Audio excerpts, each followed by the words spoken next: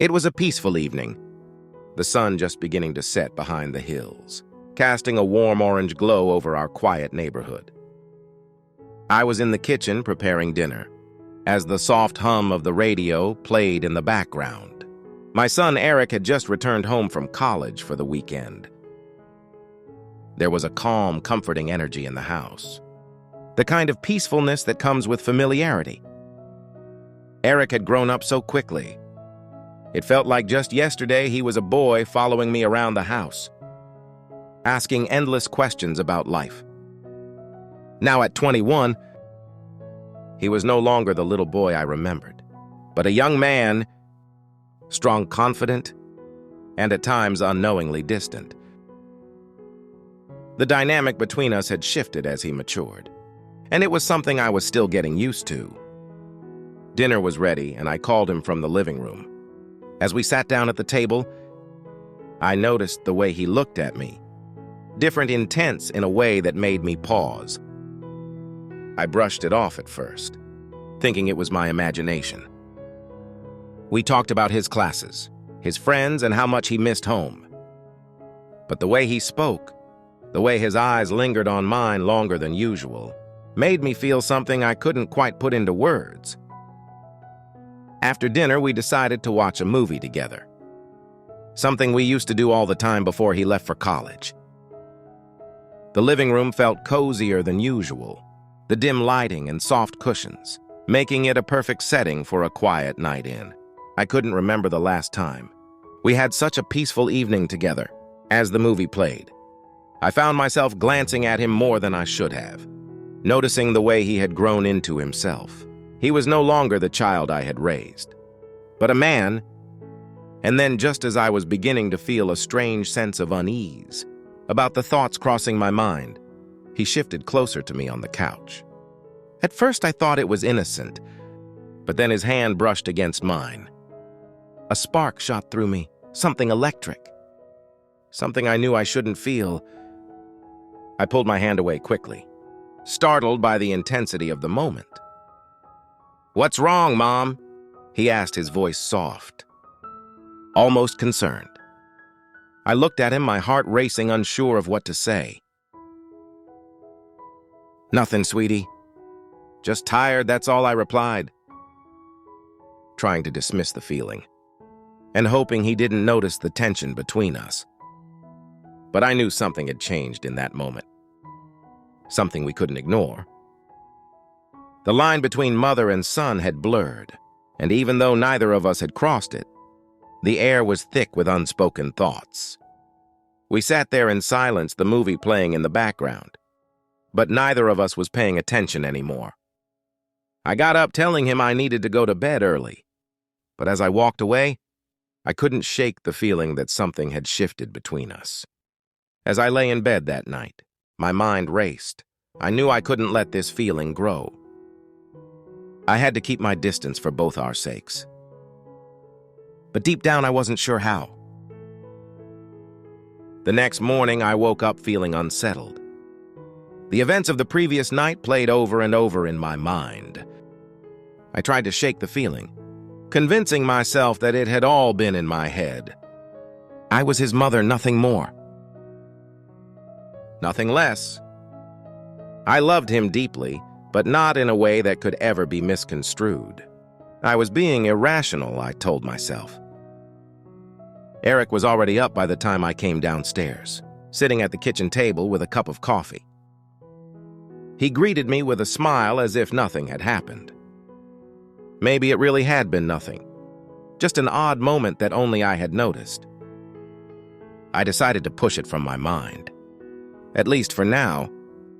"Morning," I said, forcing a smile and trying to sound as normal as possible. "Morning, Mom?" he replied, his voice casual and easy. I was thinking about going for a hike later. "Want to join me a hike?" It had been ages since we'd done anything like that together. I hesitated for a moment, unsure if I should spend more time alone with him, after the way I had felt last night. But then I reminded myself it was just a mother and son spending time together. There was nothing wrong with that. Sure, I said it sounds nice. Later that afternoon, we drove to a nearby trail, a place we had gone many times when he was younger. The air was crisp, the sky a brilliant blue, and for a moment everything felt normal. We walked side by side, talking about nothing in particular. Old memories, his plans for the future, the usual small talk. I found myself laughing, feeling more at ease with him, thinking maybe I had overreacted the night before. But as we walked further along the trail, there were moments where our conversation would pause, leaving a lingering silence that felt heavier than it should. At one point, as we reached a clearing with a beautiful view of the valley below, Eric stopped walking and turned to me. "You've always been there for me, Mom," he said, his voice soft but serious. "I don't know what I'd do without you." There was something about the way he said it that caught me off guard, a vulnerability in his tone that made my heart ache. I smiled, trying to lighten the mood. "Well, you won't have to worry about that anytime soon." I joked I'm not going anywhere. He didn't laugh instead. He took a step closer, his eyes locking onto mine. "No, I mean it," he continued. "You've always been more than just my mom. You've been everything." I froze.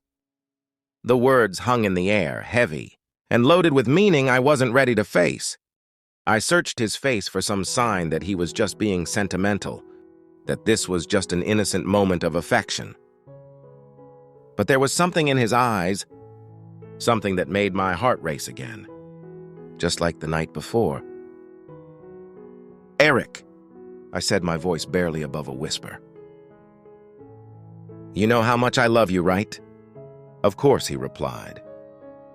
Stepping even closer, "I love you too, more than you realize."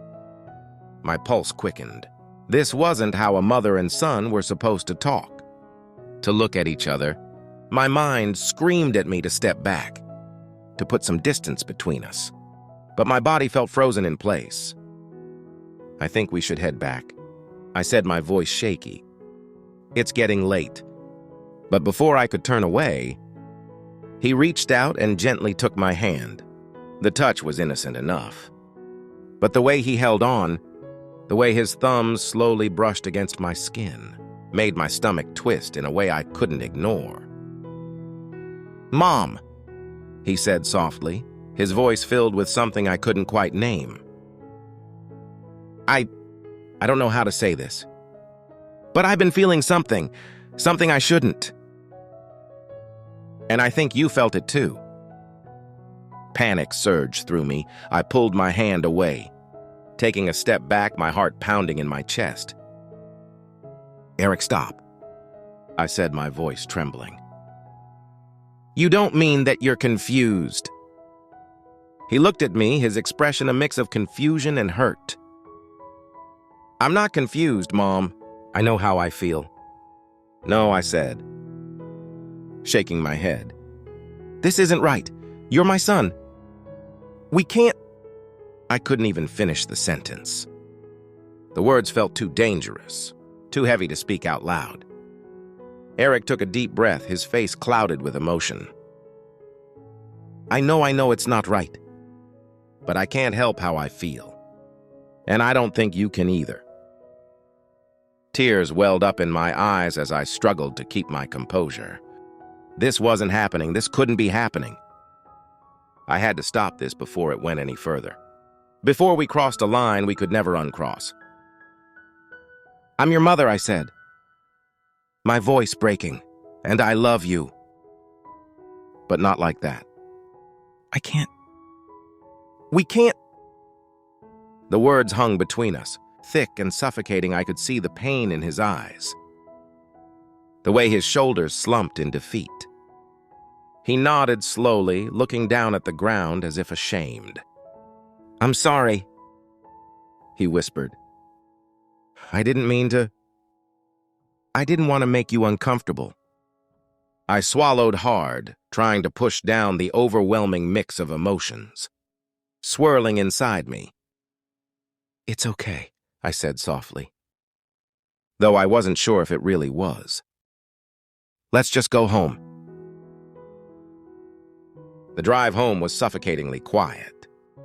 Eric didn't say a word, and neither did I. The weight of what had been set on the trail hung heavily between us, making every passing second feel agonizingly long. I kept my eyes on the road, my mind racing as I tried to process what had just happened. I couldn't believe the words that had come out of his mouth, the feelings he had confessed. It was as though everything I thought I knew about our relationship had been flipped upside down. When we finally pulled into the driveway, Eric muttered something about going to his room. I didn't stop him as he disappeared up the stairs. I collapsed onto the couch, my body trembling with the emotions I have been holding back. Since that moment on the trail, I didn't know how to make sense of any of it. He was my son, my baby boy, but he wasn't a boy anymore. And it was becoming terrifyingly clear that our relationship had taken on a complexity that neither of us had expected. I wanted to believe that his feelings were just a phase, something fleeting that would pass with time. But the way he had looked at me, the way his hand had lingered on mine, told me otherwise. A part of me felt guilty, like maybe I had done something wrong. Maybe I had been too affectionate, too close over the years. But that wasn't right, was it? Mothers were supposed to love their sons, to nurture them, to be there for them. That's all I had ever done. But now everything felt tainted by the strange tension that had grown between us, and I didn't know how to fix it. I spent the rest of the day trying to avoid him, keeping myself busy with chores and anything that could distract me from the confusion I felt. By the time evening came, I was emotionally drained. I didn't want to confront what had happened, but I knew I couldn't avoid it forever. Eric and I couldn't go on like this, pretending everything was fine when it so clearly wasn't. That night, after I had spent hours tossing and turning in bed, I heard a knock on my door. My heart sank. I knew it was him. "Mom, can I come in?"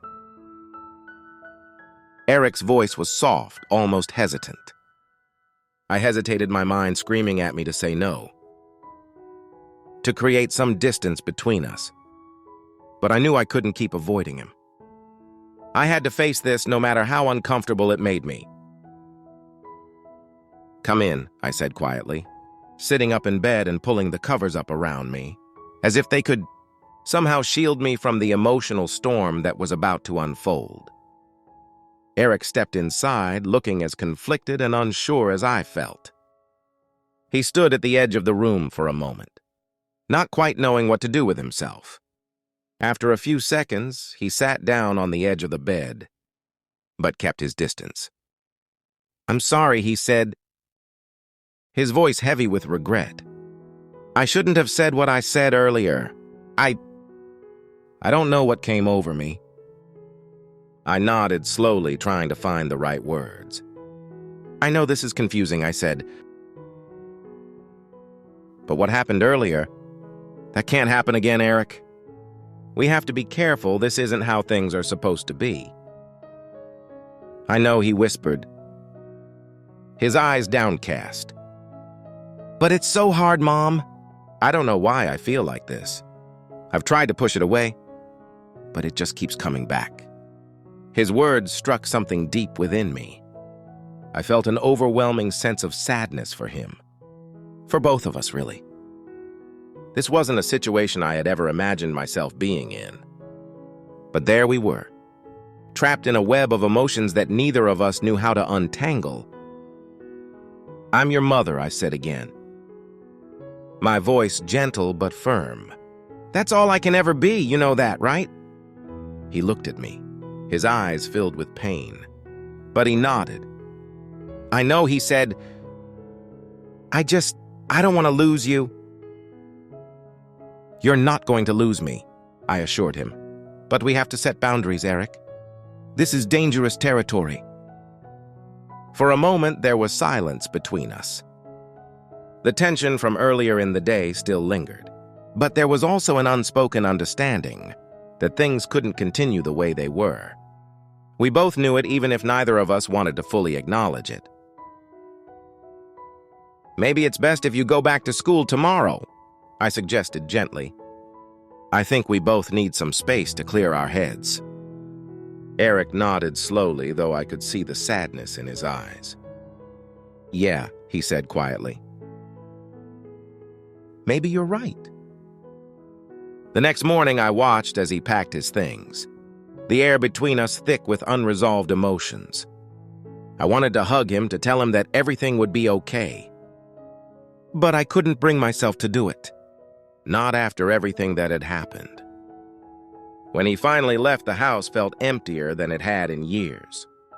I sat on the couch staring out the window, trying to process everything. I knew we had both made the right choice by putting some distance between us, but that didn't make it any easier. The relationship between a mother and son was supposed to be simple, pure, but ours had become something far more complicated, something that neither of us knew how to handle. As the days passed, I tried to settle back into my routine, but it wasn't the same. The house felt too quiet without Eric, and I found myself thinking about him more than I should have. I wanted to believe that the distance would help, that it would give us both the space we needed to sort out our feelings, but deep down, I knew that things would never go back to the way they were before. Something had shifted between us, something we couldn't undo, and I wasn't sure what the future held for us anymore. Thank you for watching and listening to my story. Don't forget to subscribe for more videos like this.